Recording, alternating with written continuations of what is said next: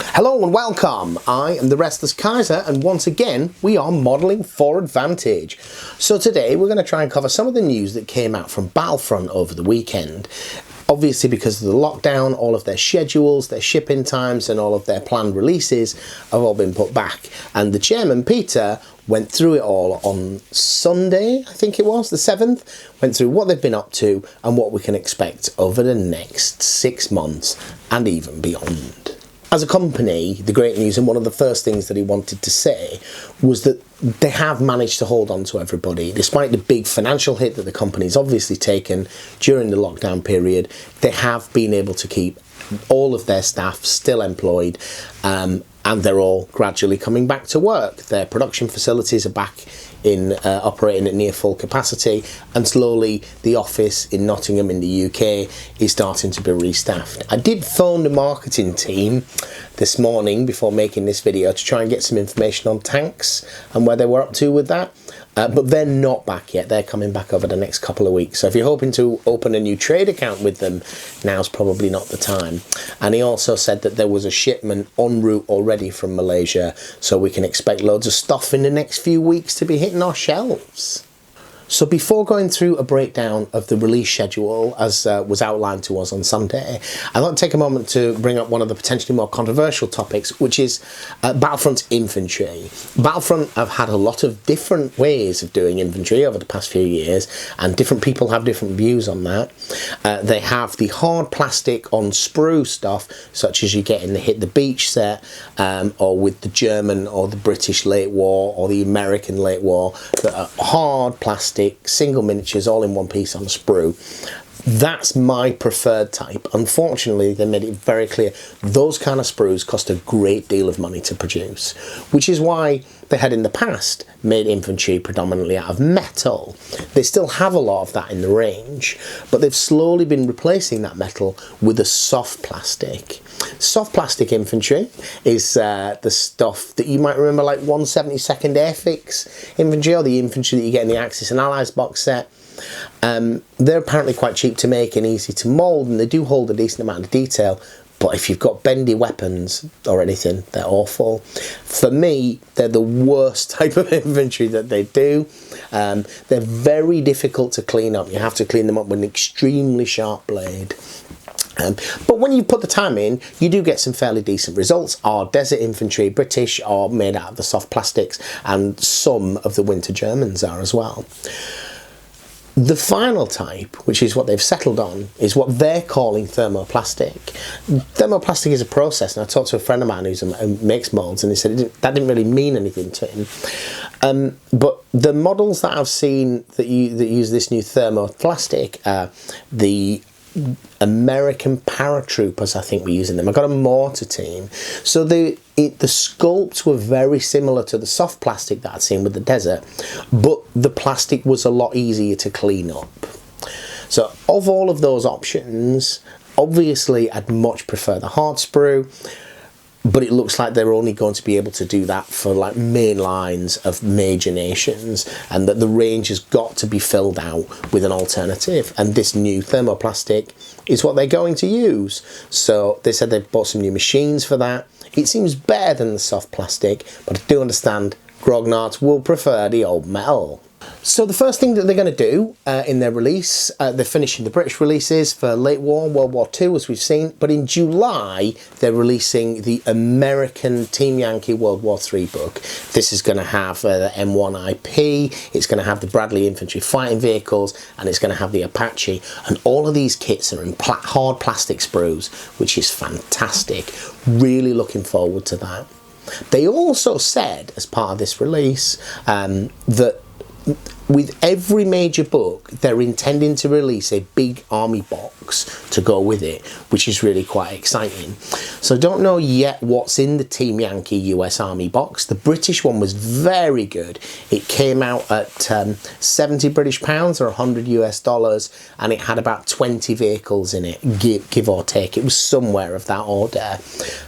So, you know, the per vehicle cost was very, very good. And most of the vehicles in it you would want. They had most of the new sculpts in decent quantities, and it was a usable army, I thought. They've also said that later on, I think August, is when we're going to see the new Hit the Beach equivalent for Team Yankee, which has got Soviet T-80s and BMP-3s in it, as well as the Abrams and the Bradleys, and that's going to be another $50 or £35 box set, which is fantastic. And all of these things include a rulebook and so forth, so really looking forward to those. And Team Yankee is something that you will see on the channel as we've worked our way through Flames of War to reach a reasonable level of competence. We were playing Tanks the Modern Age, but unfortunately that game system is now dead, so everything there is to be had is done now. I don't think we'll see it for a while, but I'll talk about that in a minute. So in August, they're going to be releasing the World War II Waffen SS book, which is going to come with it some late war German releases this will include, which I believe will be the thermoplastic infantry. They certainly hinted that that was the case. I don't know whether they categorically said it would be, but that's also going to bring with it things like the King Tiger in hard plastic, which I know a lot of people are excited and looking forward to. I think there's also some other vehicles and maybe an alternative Panther sculpt coming with that range, maybe even the Panzer IV L70. I'm not quite sure when exactly those were coming out because there's a few German releases over the next 6 months. So on to September, we'll see the release of the Soviet Bagration kit. Bagration is the 1944 offensive of the Soviet Union, which essentially destroys Army Group Center, puts Army Group North into a pocket, and it becomes renamed Army Group Kurland, I think, and begins the push through Southern Europe, finally ejecting the filthy Nazis from the motherland. Just looking at my notes here, as part of the Bagration release for the Soviet Union, we're going to get lots of new plastic kits, including an Su-76, a BA-64 armoured car, and they're both nice, and the ZSU, which I think is a US truck with autocannons or heavy machine guns on the back. I'm not sure, maybe the JMC-15, something like that. I'm not so familiar with Soviet or American military vehicles in particular as you move into the more specific types. But they said those were coming. There is a German release for Bagration, but that's coming a little bit later, and that will include things like Marders and Hetzers. I love Hetzers, they're cute little tanks, aren't they? Also in for November, they reckon they're going to give us the Finnish. I'm not sure what we're going to get in that range. Presumably, that's mostly unit cards and a book, because they've got German equipment, haven't they? Maybe some captured T-26s. I'm not sure. I'll be interested to see what they get. November we'll see for Team Yankee the Soviet release, which will include the BMP-3s in plastic, as well as the T-80s. I think it's a T-80U, which is probably one of the more powerful later versions of that. There was some discussion about why they chose that particular version, but I guess they have to start somewhere, and making those plastic frames is quite expensive, so they're going to pick one that's got a lot of mileage, I guess, and that people are going to want. And then World of Tanks. World of Tanks is they've taken their game Tanks, done some sort of franchise deal with World of Tanks, and it gave us a little bit more information on how that was going to work. Unfortunately, they didn't give us a release date, which was one of the reasons I phoned a marketing today and couldn't get hold of them, because they probably intended to but didn't get round to it. So the game looks essentially very similar, and we've covered that in a previous episode, to Tanks, except it's going to be tied in with the vehicles that are associated with Tanks. As a player of Tanks, I wasn't unhappy with the game, but if it's a revised edition, I'm fine with that. But as someone who's interested in Battlefront's range of plastic tanks for World War II, they were very clear that this arrangement was going to massively expand the range that was going to be available. Peter, the chairman, explained at great length about, with so many vehicles, when they cost out how much it costs to manufacture a new hard plastic sprue, and compared that with the likely sales over the next 5 years, the numbers just don't work. However, having an arrangement with World of Tanks means they are intending to fulfill the range as offered, the basic tier 1 to 10 tank or whatever, as offered in World of Tanks. And they're splitting some of the investment costs with that, presumably.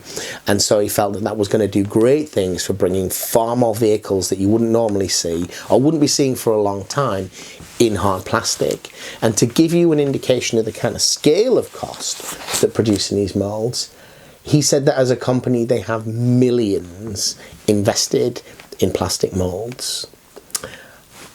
they do a lot of different tanks, but millions means these things must be extremely expensive. What will the tanks be like? So we've been told so far that they were going to be battle ready or table ready or so forth. But he went into more detail. He said that they are the same tank sprues that you get for the normal Battlefront tanks, if you would buy one of their box sets or a box of T-34s or whatever. But he also said that these are being assembled by a team in Malaysia, and they will be, although they're described as painted, they will be primed and they will be sprayed. But it is exactly the same model. If you went out and bought a box of late war T-34s from Flames of War, you get exactly the same model in World of Tanks. So it'll be interesting to see. The bit that troubled me somewhat was that he said they were varnished. I understand as gaming pieces in a game that's aimed more at an entry level rather than dedicated hobbyists, that them being already painted and ready to use, it probably is quite attractive. But I don't know how easy it's going to be painted over the top of that if it's got varnish on it. But we'll see. At least it does mean that anything they make for that game is intended to be available for the rest of us to use in World War II settings. And indeed World of Tanks bleeds a little bit into the modern era with some of its equipment. So that kind of Checkpoint Charlie World War II +1 scenario might well be much more viable in plastic in the future, and this can only be good news. They said they were going to update that timeline that they put out about a year ago, and said that the order in which they were planning to do things, because they've covered the big four now, and they're going to be looking at things like Axis Miners next year. They're going to be looking at West Germans for World War III is being released next year. They're going to be doing Warsaw Pact, you know, Czechoslovakia, Poland, etc. for Team Yankee. And then beyond that, he started to talk about things like bush wars in Africa and bringing the 70s back to Team Yankee. So there's a lot of possibilities seem to be opening up as their range gets bigger and bigger. And I think they're hoping to sort of tie Oil War and NAM and all of those together into kind of one more coherent game system and set of lists that are fairly balanced against one another, which was interesting. He did talk about stuff in the very long term, about schedules. So a lot of people want a lot of kits to be available in plastic. We all do. And he did seem to be quite open about answering the, will there be this one? Will there be that one? Yes, no, da, da, da, da, da. And it was very much all about how many were likely to be sold in relation to the cost of them. But anything that's sort of available in World of Tanks, they have a reasonable expectation of remaking. But it also, things like Staghounds, he said yes. Leclerc, he said he didn't feel the numbers worked. You know, lots of different ones. He also mentioned as part of that they're hoping to do Swedes for World War III, so something else to look forward to. There's a massive amount of information there. Their video was about 1 hour 15. I've tried to condense it down for you, but I'm still waffling on, aren't I? In relation to us, we're going to continue with our Flames of War, the two theatres that we're looking at, the Battle of the Bulge, the Bastogne sector, and there's going to be some developments for that later in the year, so that'll be quite exciting. What this means for us as a channel then, we'll still continue to progress to the two World War II theatres that we're using. We've got the Western Desert, El Alamein 1942 armies, and I don't think you're going to see much for that, although perhaps with the World of Tanks we might see some Matildas, because I think they're in there. But we will be also developing our forces for the Bastogne sector with the Americans, and there's two armies there. There's US armour and US paras, and I'm building the two different forces separately, and of course the late war Germans. All of these we're expecting to see new models for, so hopefully those battles can get a little bit more mixed up. And as for Team Yankee, well, when the new starter set comes out, or perhaps before that, you can start to expect us to see mixing a little bit of Team Yankee in. Now we're a bit more familiar with the Flames of War system, there might be enough bit of space in the brain to hold a slightly different rule system in there without it all getting terribly confusing.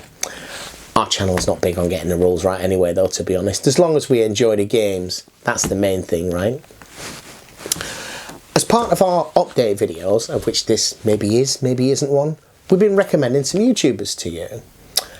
One of my favourite YouTubers, and someone who's quite influential in where I started with all of this, is Harry from Fog of War. If you don't know him, check him out, because he does some fantastic reviews of Flames of War and Battlefront products, also looks at a bit of Zvezda and other stuff. Here he is, Harry. Hello Kaiser, and thanks to Modelling for Advantage for spotlighting my channel. I'm Harry from Fog of War. My channel is focused on World War II and modern 15mm tabletop gaming. This is mostly Battlefront's games like Flames of War and Team Yankee, but I have done a couple of videos on Battle Group. The channel also covers NAM and Fate of a Nation, Battlefront's Vietnam and Arab-Israeli rule sets. Fog of War started because I lived too far away from any other gamers to play regularly. If I couldn't play, I could still contribute by making videos. The channel has been running about 4 years now. The main focus is product reviews. I like to give viewers a peek inside the box to see what they'll get, and often show the completed build. This can help people decide if they want to buy a kit or not. This is mainly Battlefront kits. They have a regular and robust release schedule, but I have also covered a lot of Zvezda's 1/100 scale releases, some of which are great. The channel has also reviewed quite a few kits from the Plastic Soldier Company. Fog of War is independent. I buy the majority of the kits I review, so viewers know they're getting my unfettered opinion.